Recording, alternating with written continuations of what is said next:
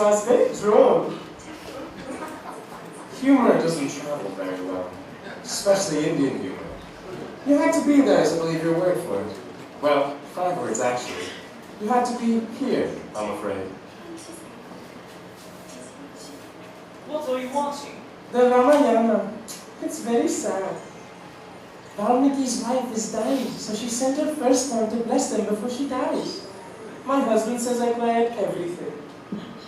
The actress playing her has fine breasts. You know what they call them in Boston? Jugs. The actress playing her has fine jugs. Hello? Hello? God, bloody phone system, bloody third world, bloody India. Why is it so dark in here? Are they here? The nice one. Mrs. Green? Mrs. Sybil. Hello, bonjour, guten Tag, Mrs. Sybil. She's in the bathroom being sick. That's how most of them see India, at the bottom of a toilet bowl. Tell me, Mrs. John, would you fly halfway across the world, spend all your husband's money, just to keep your guts for a fortnight in a country you have no way of understanding? I've seen this episode before. It's a bloody refund. Hello? Is someone out there? Kitty? Is that you? Just some fruit, madame. Compliments of the Lake Palace Hotel. Welcome to a Taipei. What? I can't hear. Let me get your shutters for you. You have a wonderful view here. But it takes my breath away every time, Mrs. John. You can say bloody this and bloody that, Mr. Victor Biswas. But you can't say bloody that. Yes? Can I help you? There she is, Miss America.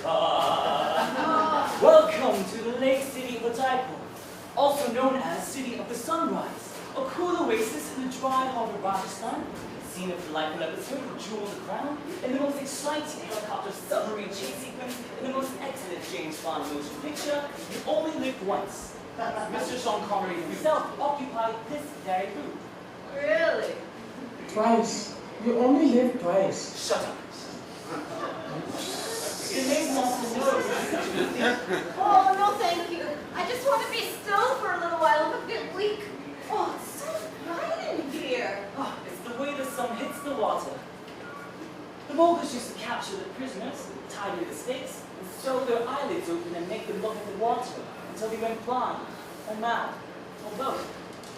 Oh, horrible. We were conquered by very cruel people. And we find very little of that cruelty remains. What are you looking at? I like to hear you speak English, Mr. Biswas. It's an amazing thing to do. I am in awe of someone who can speak in a language not their own. It's a very godlike thing to do. The maid is saying she likes to hear me speak English. Why?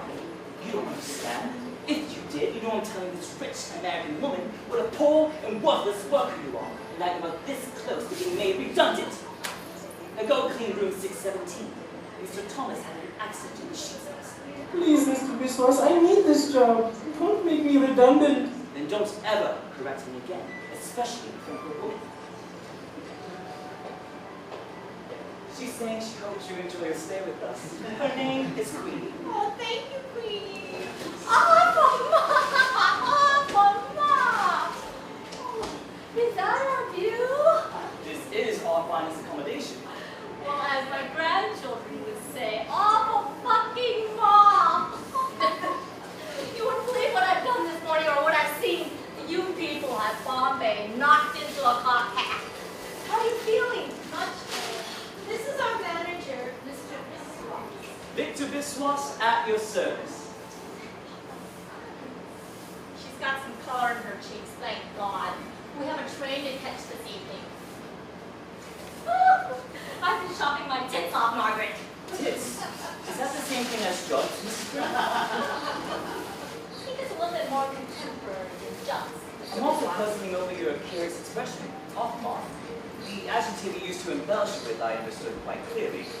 It's short for old world use of fire, which is Shakespeare, which I say when I get excited and I can't describe things. And since I've been excited a lot lately, and Mrs. Sybil, she can't stand it when I say it all the time. I've said this to her. I've shown it to Mom.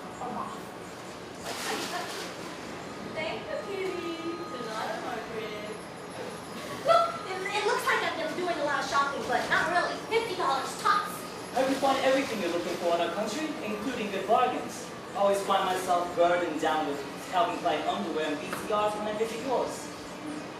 Oh, excuse me. I have a busload of chaps arriving.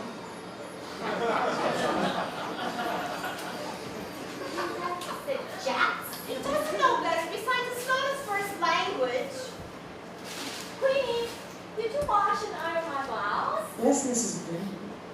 Ladesh. That's Hindi for thank you. Ladesh, Queenie, Ladesh. De nada. I heard. Okay, I'll stop. I'm sorry. I'll shut up. It's the heat. I'm delirious. You want to see what I bought? Hey, what do you think a man like Mr. Biswas thinks when you say something like, shop your tits off? I don't know, and I don't care. I'm in India. Besides, I'm just your basic trailer trash, Margaret. Ridiculous. It's true. You're traveling with a woman whose father was a postal clerk and whose mother did ironing. Oh, I thought this would be for Linda Nagel. Your father was a postal clerk? For 22 years. He dropped dead selling Mrs. Fagan a 3-cent stamp. Remember those? I was still in school then, and I had to do some ironing myself after that.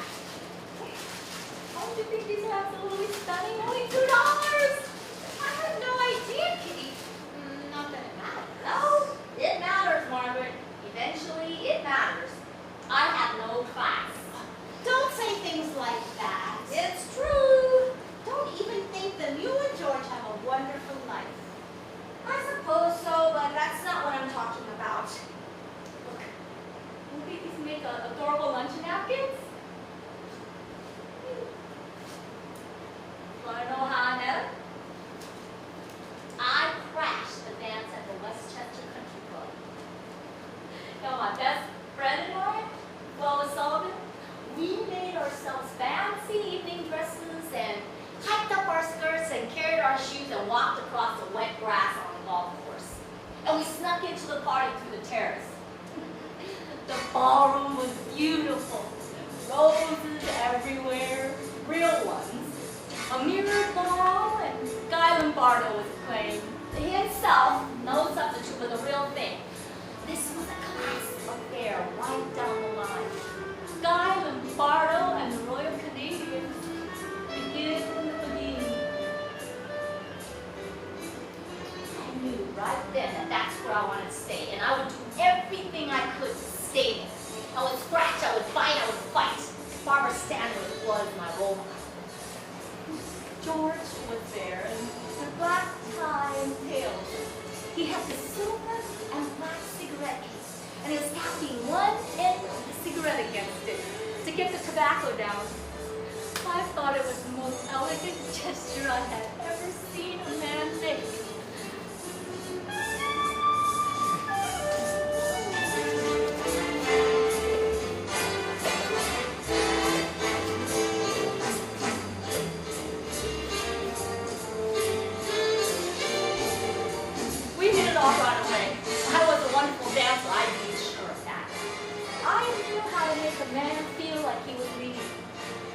George, I didn't have to. I knew he was going to ask me where I went to college. What I didn't know was what I was going to answer. And when he did, it was turn a turn. And I shut my eyes, held my breath, and jumped. I went to Portchester High School, and I'm working in the city as a dental assistant. He laughed and he said, I thought you were going to say you went to Vassar. He laughed and he lifted me up for this incredibly long second. Like we were college kids, dancing and farming.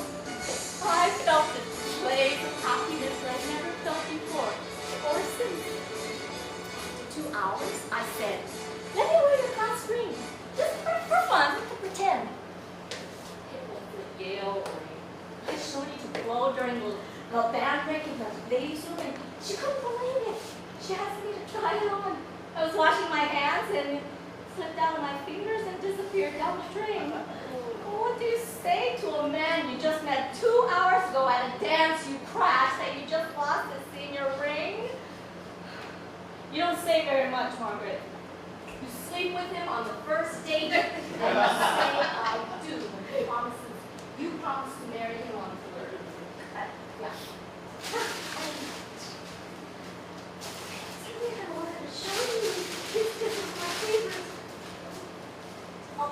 Where is it?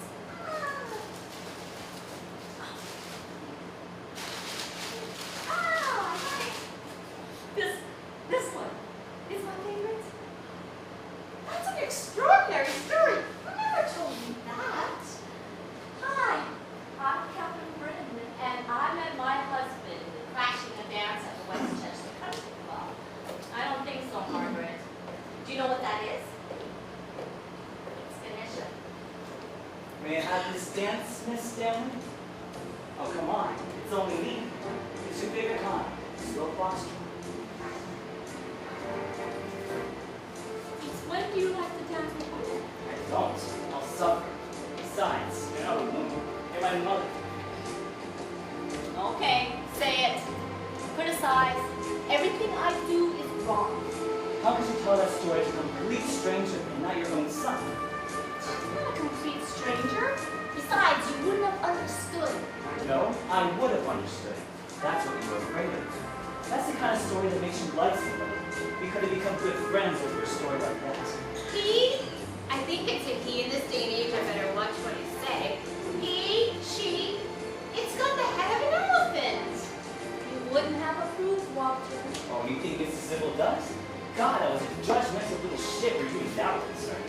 Well, we deserve it. Well, me certainly. So, am I still your best girl? Your numero uno? I don't think we're supposed to say things like that. So sue me. That's for guys and dogs. Shut up and dance. That's your gist. He? I'm sure it's a he. Looks like he's got 4 arms. 6 arms? No, 4. Definitely 4. This is a long song, huh? Oh, okay, stop. I'm too much of a gentleman. And what's that around his waist? A snake? A cobra? And one of his tusks is missing. I broke it off one night and threw it at the moon. She made me angry by laughing at me. You still don't know how to hold a woman. Like this? Is this how you mean? Oh, I'm sorry. No, you're not. May I come in? Thank you. Do I know you? No, Gabriel. Break her heart the way you did mine. I hate you. I hate both of you. Who are you? Never mind. I just want to dance with you. I've always wanted to dance with you. Come join me. With where she was at my feet, I dance my swaying dance. Who are you? I am Ganesh, a very important god in India. Don't laugh, just because I have the head of an elephant doesn't mean I'm not a god of great influence and popularity. I'm also called the Lord of Obstacles because I'm good at overcoming problems and bringing success to people. I'm also known as the god of wisdom and wealth. You're a wonderful dancer. Thank you. I'm not. You don't have to say anything. I wasn't going to. Hang on. Oh, Gabriel! Well, I think you're darling, Ganesha. Or Ganesh, it's all the same to me. I like Ganesh. Tell me more. I want to know everything. Well, because I'm a god, I don't have to look or do things the way ordinary people do. For instance, I have the head of an elephant. You don't. You travel by Honda Civic. I ride a rat. It may seem strange for such a big fellow like me to have such a small vehicle, but I find him to be very helpful at getting out of tight situations. He is almost always with me and often hard to find.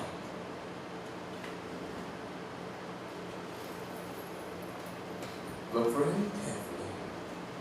Oh, I see him. I see him. So important to me. This demonstrates the concept that opposites, an elephant and a mouse, can live together happily. That love of good food, because I am always eating, and profound spiritual knowledge can go hand in hand. That such a person can be a connoisseur of dance and music. In fact, I prove the world is full of opposites that live peacefully, side by side. Okay, you can stop. I'm sold. Do you come in something smaller? I don't think I could possibly lug you back to Connecticut like that. Let me check for you. Can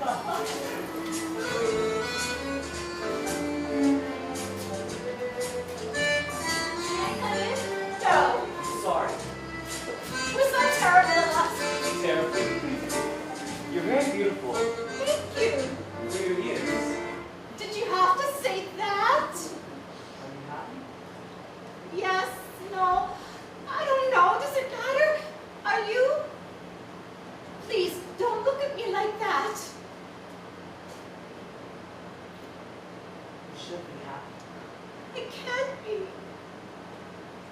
never knew what hit me.